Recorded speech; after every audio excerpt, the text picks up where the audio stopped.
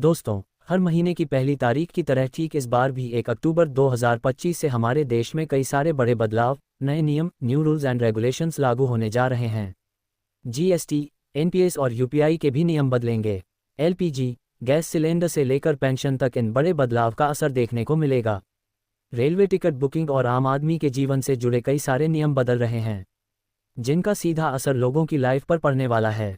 अब अगर आप रेलवे यात्रा के लिए टिकट बुक करवाते हो या गूगल पे, फोने पे, पेटीएम वगैरह से यूपीआई पेमेंट करते हो तो आपकी जेब से लेकर यात्रा और पेमेंट तक इन नियमों का असर पड़ने वाला है।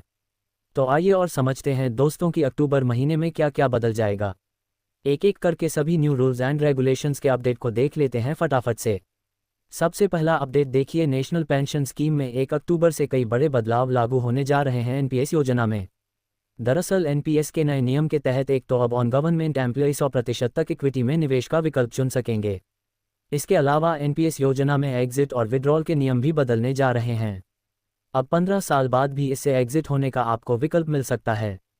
हालांकि विड्रॉल को लेकर टैक्स के नियम में कोई परिवर्तन नहीं होगा, लेकिन इस नई पेंशन प्रणाली के नियम में एक महत्वपूर्ण अपडेट यह है कि सरकारी कर्मचारियों को अब नया पीआरएन यानी परमानेंट रिटायरमेंट अकाउंट नंबर खोलने के लिए ईपीआरएन किट के लिए 18 रुपये भी देने होंगे और एनपीएस लाइट सब्सक्राइबर्स के लिए शुल्क प्रणाली को भी आसान बनाया गया है।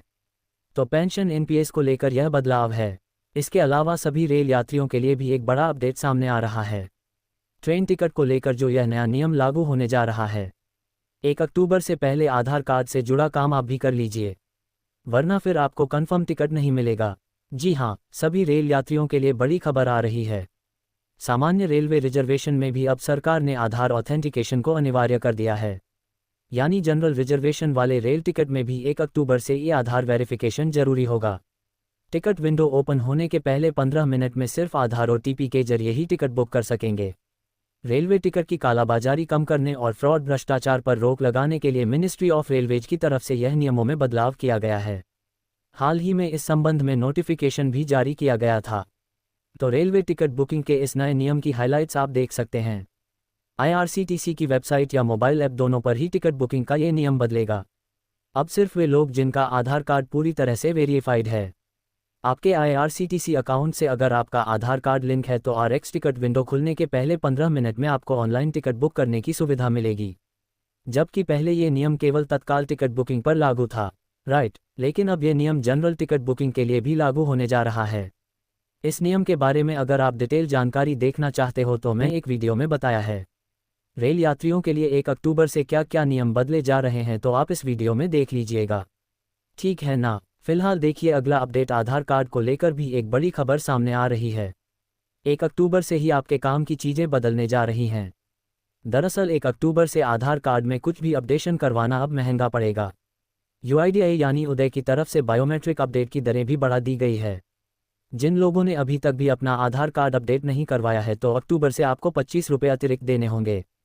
इसके पीछे वजह यह है दोस्तों कि आधार कार्ड में एड्रेस से लेकर नाम बदलवाने तक ये जानकारियां अपडेट करवाने के नियम बदल चुके हैं। अब आपको ज़्यादा रकम चुकानी पड़ेगी। पहला पॉइंट तो यह समझिए, जैसे बाल आधार आपके बच्चों के जो 7 से 14 साल तक के बच्चों के आधार कार्ड हैं उनमें अब अगर आप बायोमेट्रिक अपडेट करवाते हो तो जो फीस पहले 100 रुपये थी उसके लिए अब आपको 125 रुपये देने पड़ेंगे, ठीक है। इसके अलावा भी आप अपने आधार कार्ड में नाम, पता, पिता का नाम, जन्मतिथि, जेंडर इत्यादि में अपडेट करवाते हो तो इसके लिए पहले 50 रुपये देने पड़ते थे, इसको भी बढ़ाकर 75 रुपये कर दिया है। केवाईसी कराने की फ़ीस भी 50 से 75 कर दी गई है और बायोमेट्रिक डेमोग्राफिक फ़ीस को भी 100 से बढ़ाकर 125 कर दिया है। तो यह आधार कार्ड में अब आपको ज़्यादा चार्जेस देने पड़ेंगे कुछ भी अपडेशन के लिए। 1 अक्टूबर से आपका ये खर्चा थोड़ा बढ़ जाएगा, है ना। और वहीं इंडिया पोस्ट की तरफ से भी बड़ा फैसला लिया गया है। 1 अक्टूबर से स्पीड पोस्ट में डाक भेजना अब महंगा होगा। डाक विभाग ने इसके भी चार्जेस में बदलाव किए हैं, तो इंडिया पोस्ट की कुछ सर्विस भी 1 अक्टूबर से महंगी हो जाएगी। अब नए चार्जेस क्या होंगे, अलग अलग वेट के अकॉर्डिंग देख सकते हैं आप। अप टू 50 ग्राम लोकल के लिए 19 रुपये, 200 की मी तक के एरिया में भेज रहे हो तो 47 रुपये, बाकी अलग अलग किलोमीटर डिस्टेंस के अकॉर्डिंग आपको यह चार्जेस देने पड़ेंगे, जबकि पहले यही चार्जेस 15 रुपये, 35 वगैरह इतने में थे, है ना। तो इनको अब इंडिया पोस्ट की तरफ से महंगा कर दिया गया है। चलिए अगली खबर आ रही है, 1 अक्टूबर से ऑनलाइन गेमिंग पर भी नए नियम लागू होने जा रहे हैं।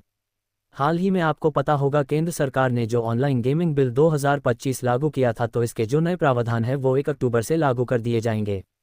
खुद केंद्रीय सूचना एवं प्रौद्योगिकी मंत्री अश्विनी वैष्णव की तरफ से यह बात की जानकारी दी गई। तो इन नए नियमों के लागू होने के बाद ऑनलाइन गेमिंग से जुड़े काम के लिए जुर्माना और सजा दोनों का प्रावधान होगा। मनी गेम्स चलाने पर 3 साल तक की जेल, 1 करोड़ रुपए तक का जुर्माना लगाया जाएगा, या इनसे जुड़े अवैध विज्ञापन देने पर भी 2 साल तक की सजा और 50 लाख रुपए तक का जुर्माना होगा। और यही काम अगर बार बार दोहराते हैं तो 5 साल तक की जेल, 2 करोड़ रुपए तक का जुर्माना भी लगेगा और दोषियों पर सीधी कार्यवाही की जाएगी। चलिए अगला अपडेट देखिए। 1 अक्टूबर को आ रहा आरबीआई एमपीसी का फैसला, जिससे आपके बैंक लोन की ईएमआई पर असर पड़ेगा।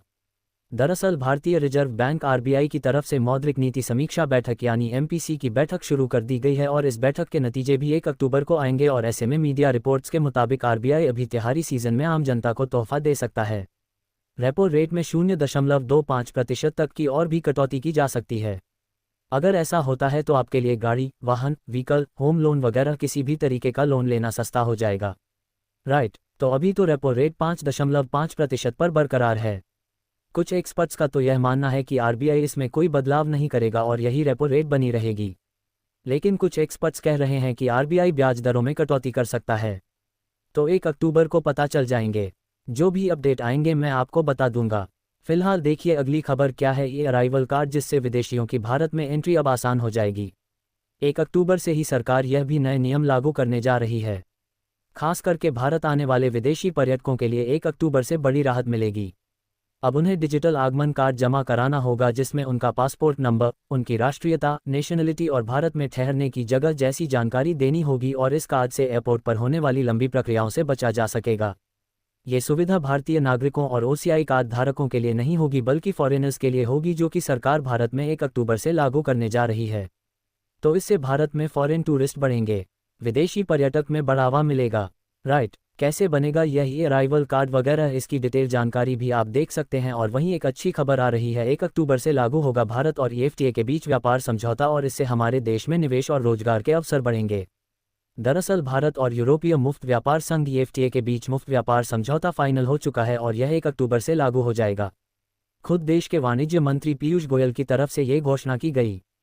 तो कहीं ना कहीं भारत के लिए बड़ी अच्छी बात यह है कि अभी जहां एक तरफ अमेरिकी राष्ट्रपति डोनाल्ड ट्रंप भारत पर भारी भरकम थेरी बढ़ा रहे हैं, दवाइयों वगैरह पर भी कई सारी चीज़ों पर।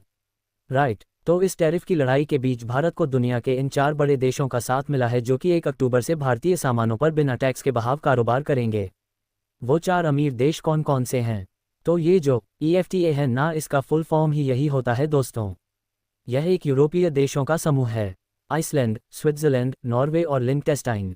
तो दुनिया के ये 4 बड़े देश अब भारत के साथ 0 आयात शुल्क पर व्यापार करेंगे।